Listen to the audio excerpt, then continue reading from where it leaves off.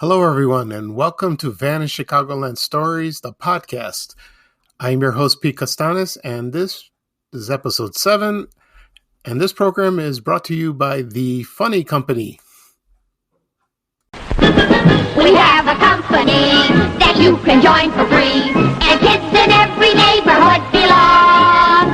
It's the Funny Company, 'cause it's just for fun, you see.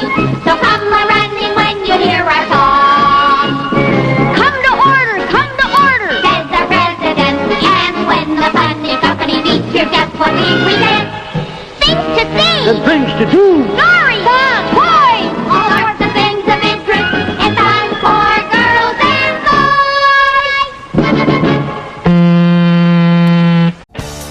boys. Still getting around to that fix on your car? You got this. On eBay, you'll find millions of parts guaranteed to fit.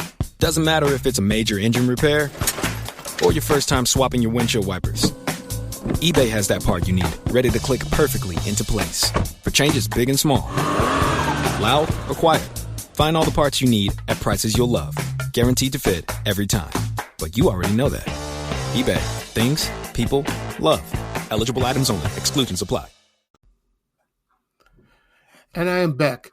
I'm glad you enjoyed the special trip down memory lane for The Funny Company. We used to watch that cartoon during the show Garfield, Goose, and Friends with host Fraser Thomas. And I'll talk about a little history of that. It was produced in 1963, and they produced 266-minute long episodes. And if you remember Roger Ramjet, the cartoon, that was from the same company. And the Funny Company had that catchy intro, which I just played, and that's stuck in your mind for the rest of your life. I know people have mentioned that on Facebook, and it's happened to me too. So I'll run down the characters of the show. If you remember, there was the leader. His name was Buzzer Bell. He wore the Funny Company hat. And there was an older man he was an inventor called Jasper N. Parks. And he had a person there, another professor. There was a professor. His name was Todd Goodhart, and he had his supercomputer, the Weisenheimer. And other characters, Polly Plum, Mary Twitter, and there was the club mascot Pterodactyl. He looked like a pterodactyl from the Stone Age. And of course, another famous character in there was Shrinking Violet. If she got embarrassed when she was speaking, she would shrink. And then we have the two Native Americans. There was Broken Feather, and he was he was translating to another Native American called Super Chief, and that was a name after the Santa Fe Railroad. And every time he would speak, he would sound like an air horn from a locomotive. Oh, everyone makes fun of that. And of course, the villain of the show was Belly Laguna, after Bela Lugosi from his role in Dracula. And he every time he tried to cause trouble, he always ends up egg on his face. He would be embarrassed, and he was a lot of fun to watch. And there was another villain. He wasn't seen much. His name was Professor Ludwig von Upp, and his assistant Hans von Henschman. And let's see. That show ran on Garfield, Goose, and Friends probably towards the end, probably. But I remember seeing it when I was little. And they would show a segment, live action. It was like an education film, and that was fun to watch. And then first the show was shown in black and white, and then it just switched to color in 1 year. So I'm glad you enjoyed that little segment. And let's see. Another thing I will talk about. Today is Easter. Happy Easter to everyone. I celebrate mine on May 2nd because I'm Greek Orthodox, and that's how the calendar is scheduled, which is one of my pet peeves about my Easter. But despite that, my Easter holiday is very beautiful. It's always been that way.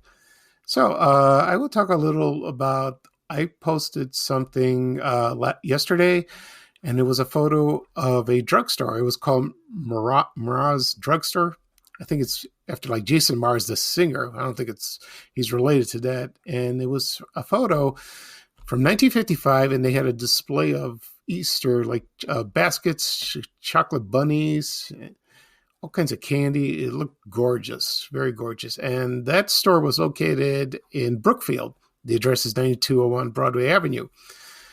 And I posted that last night, and if the memories keep flooding back to people, because they remember they used to go to the drugstore well, people still do, and they remember all the displays for the holiday season, Christmas, Valentine's Day, what else? Yeah, pretty much. And then Easter, of course. And it looked beautiful, beautiful photo. The next thing I want to talk about is, well, of course, everyone remembers is Canfield's soda. And I'll tell you about a little history of that. It was founded by a man named A.J. Canfield. I don't know what the initials stood for. And he started the company on the south side at 67th and 67th Street in South Chicago. And then I don't know when it moved to the last location. It was like 89th place around State Street or Wabash. And that was probably the plant, the factory. So that plant closed in 1995. Excuse me. So I want to run down a few of the the flavored sodas, and see if you can remember, which is a lot of fun. Let's see what we got here. Of course, there was the grape soda, Canfield's grape soda, which I liked very much, and there was the black cherry soda called Cherry Jolie, and there was and then I'll just run down a few so you can remember. There was Apple Jackie, apple flavored. That's Cherryola Cola, which was cherry cola, and one of the most famous was a Diet Chocolate Fudge, and I remember drinking it. I liked it. Some people loved it. Some people hated it, but it was like a diet drink. And then they added the NutraSweet after that, and I liked it very much. I did. They also came in cherry flavor too. So Diet Chocolate Fudge. I remember there was a columnist in the Chicago Tribune, Bob Green. He mentioned about that, and he drank it, and I think he liked it very much. Let's see what else we have. Of course, cola flavors. They had the. Let's see. They had a Diet Cola called 99 Cola. Well, actually, it wasn't a Diet Cola. It was a caffeine-free cola. And let's see what we got. We had Swiss Cream, and I think before that was called Alpine Cream, but Swiss Cream soda. That was the most famous cream soda people loved. I know there was A&W. They make that. I don't know if they make it anymore, but they all remember Swiss Cream. And it was I tried it once, but I was a kid then, and I don't remember it much. And it was good. And let's see. Oh, we had Hula Fruit Punch with the Hula Girl on the can. And another well-liked drink we have is dry ginger ale. This ginger ale, I used to drink it. I thought it was much better in Canada dry, but it came in diet, and they loved the ginger ale. They really do. Let's see what else we got. I mentioned grape. Oh, of course, I would not leave out 50/50. That was the best. It was flavored grapefruit and lemon lime, and you used it for punch. And my mother used to make that punch with the orange sherbet, and you pour the 50/50 in. She hasn't made that in years. I don't know if people still do that. They just take grapefruit juice and punch, maybe add some alcohol in it. But it was wonderful. So 50-50, it was good. So we have lemon lime, honeybee soda. Maybe I mentioned that before. There was a raspberry soda and another one called cherry key red soda. I remember the Indian on the can. Of course, and Canfield also made draft root beer. And in diet, I never had the root beer for Canfields. I've had Dad's, and I like that. I like that root beer. And let's see, Strawberry Supreme. There was a strawberry cherry flavor called Red Pop.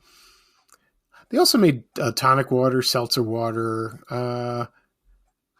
Let's see what else we got. Ginger ale,